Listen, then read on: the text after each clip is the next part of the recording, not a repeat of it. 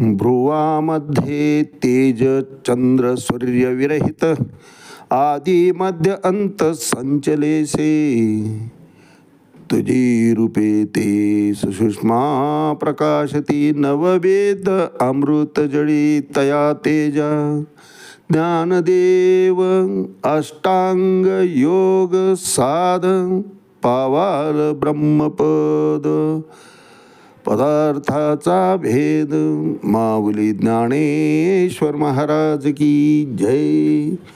एक तरी ओवी अनुभवावी या ज्ञानयज्ञात आपण श्रीमद भगवद्गीता आत्मसंयम योग अध्याय 6 श्लोक क्रमांक 47 योगिनामपि सर्वेषां मतगतिरान्तरात्मना श्रद्धावान भजते यो मां समे युक्ततमो मतः या अंतिम श्लोकावर 6व्या अध्यायाच्या अंतिम ओवीमध्ये आज आपण चिंतन करणार आहोत.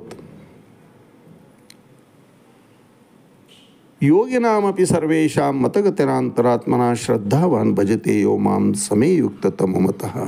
मीपणाचा पूर्णपणे विसर पडावा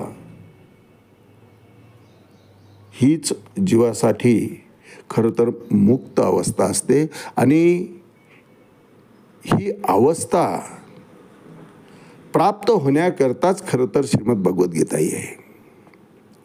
आणि मी माझी ऐशी आठवण विसरले जयाचे अंतःकरण पार्था तो संन्यासी जान निरंतर. आणि जीव जेव्हा पूर्णपणे संन्यस्त होतो अर्थात सोपान वृत्तीमध्ये येतो की भगवंता आता हा सर्व भार माझ्या उर्वरित आयुष्याचा, माझ्या अध्यात्माचा, माझ्या संसाराचा संपूर्ण भार, संपूर्ण जबाबदारी मी आता तुझ्यावर सोपवतो. कारण यात बदल करण्याचं सामर्थ्य माझ्यात नाही, तुझ्याच कृपेनं काय होईल ते हो असं म्हणून पूर्ण श्रद्धेनं जीव जेव्हा भगवंतचरणी लीन होतो त्यावेळेस भगवंत ही जीवाचा स्वीकार करतो. महाराज द्रौपदी वस्त्रहरणाच्या वेळेस जीवाचा स्वभाव बघा. द्रौपदीला वाटलं आपला सासरा राजा आहे, तो थांबवल हे कृत्य. पुन्हा वाटलं तिथं माझे 5 पती आहेत, ते असं घडूच देणार नाही. पुन्हा वाटलं भीष्म आहेत, द्रोणाचार्य आहेत, धर्माचे धडे देणारे महात्मे बसले आहेत, असं काही घडणार नाही. पण हे सगळेच जेव्हा दुर्योधनाचे पाईक होते हे लक्षात आलं त्यावेळेस द्रौपदीनं पदर स्वतः घट्ट पकडला. इतका घट्ट पकडला की दुःशासनाची पकडसुद्धा तिच्यापुढे फिकी पडली. परंतु शेवटी तो दुःशासन होता, तो जेव्हा जोर देऊन ओढायला लागला पदर, त्यावेळेस द्रौपदीनं बघितलं की आता आपण हे थांबवू शकत नाही किंवा हे थांबवण्याचं बळ आपल्यात नाही, ते बळ फक्त आणि फक्त भगवंतामध्ये आहे. म्हणून पदर सोडून दिला महाराज आणि दोन्ही हात वर केले आणि कृष्णा म्हणून हाक मारली. भार भगवंताच्या चरणी व्हायला, जबाबदारी भगवंताच्या चरणी व्हायली. भगवंताला धावत यावं लागलं. महाराज वस्त्र दिलं नाही, वस्त्रच आपण झाला.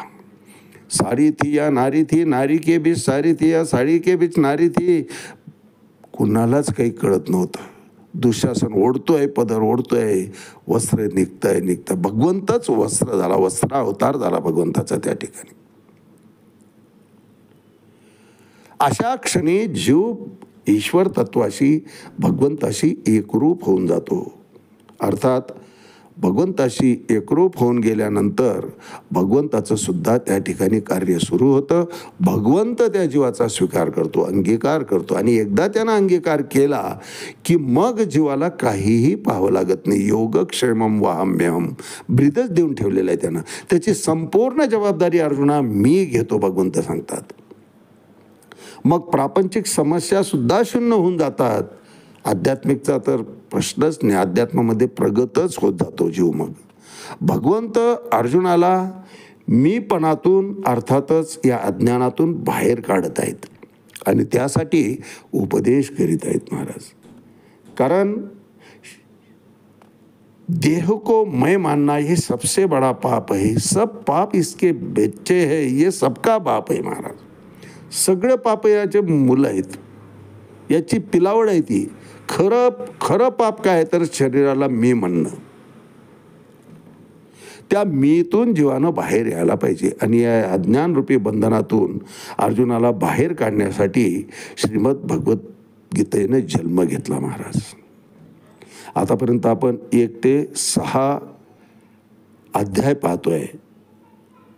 हा मानवजातीच्या कल्याणासाठी असलेला गोड गुरु शिष्याचा हा संवाद माऊली सर्वसामान्यांसाठी मराठीत मांडतायत महाराज. आणि आपलं आजचं हे चिंतन अर्थातच ज्ञानेश्वरी आत्मसंयम योग अध्याय 6 आणि अंतिम ओवी क्रमांक 497 या अध्यायाची. आता अर्जुनेशी श्री मुकुंदे नागर बोली जेल विनोदे देव पियेचेने प्रबंधे सांगेन मी. माऊली सांगतायत की अर्जुनाशी भगवंत नंतर काय बोलले या प्रसंगाच्या नंतर ते मी तुम्हाला सांगेल. आता अर्जुनेशी श्री मुकुंदे नागर बोली जेले विनोदे. श्री भगवान अर्जुनाला सहज लिहिलेनं जे काही सर्वोत्कृष्ट ज्ञान सांगतील ते मी ओवी छंदानं तुम्हाला सांगेल. माऊली श्रोत्यांना उद्देशून बोलतायत या ठिकाणी. आपण आतापर्यंत 1 ते 6 अध्याय श्रीमद भगवद्गीतेचे ज्ञानेश्वरीतून विस्तृत वर्णन केलेल्या ओवी छंदानं आपण अभ्यासलं. 1 ते 6 अध्याय हे कर्मकांड आहेत महाराज. आता पुढं उद्यापासून उपासना कांड 7 ते 12 अध्याय उपासना कांडला आपण सुरुवात करणार आहोत. कर्मकांड या ठिकाणी संपत आहे आणि साधकाच्या भूमिकेत उपदेश करीत करीत करीत आपण 6व्या अध्यायापर्यंत पोहोचलो. अर्जुनाला प्रश्नचिन्हातल्या अर्जुनाला भगवंताने पूर्णविरामात असलेला अर्जुन प्रश्नचिन्हात आणलेला आहे की मी आता काय करू. कारण अर्जुनानं नाहीतर निश्चय केला होता की म्हणून मी हे न करी हे संग्रामी शस्त्र न धरी हे किडाड बहुतपरी दिसत असे. देवा मला हे काही योग्य वाटत नाही. सिदंती मम गात्राणी मुखंच परिशोषती वेपदुष्य शरीरे मे रोम हर्षस्य जायते गांडीव संसते हस्त्वा त्वकच्चैव परिदयते न च शक्नोमी अवस्थातुम भ्रमती वच मे मना. देवा अशा परिस्थितीमध्ये या सगळ्या आप्तजांशी युद्ध करणं मला आता शक्य नाही असं म्हणून अर्जुनानं खरं तर युद्धाला पूर्णविराम देऊन टाकलेला होता. आपल्या विचारांचा त्या ठिकाणी पूर्णविराम साधला होता.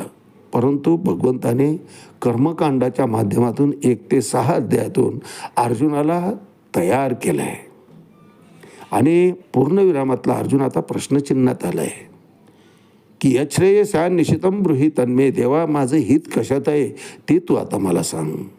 आणि नंतर तर अर्जुन म्हणतो नष्टो मोहा. त्याला 18वा अध्याय लागतो की नष्टो मोहा स्मृतिर्लब्धा तत्प्रसादात मयाच्युत स्थितोस्मी गत संदेह करीस्य वचनम तव. देवा तू सांगावं मी ऐकावं असा अर्जुन अजून तयार व्हायचा आहे. उद्यापासून आपण उपासना कांड या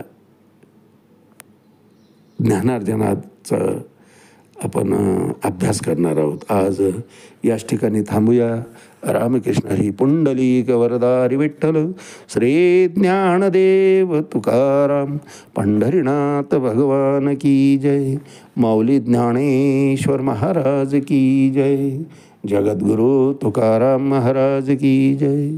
शांती ब्रह्म एकनाथ महाराज की जय. आदि शक्ती मुक्ताबाई की जय.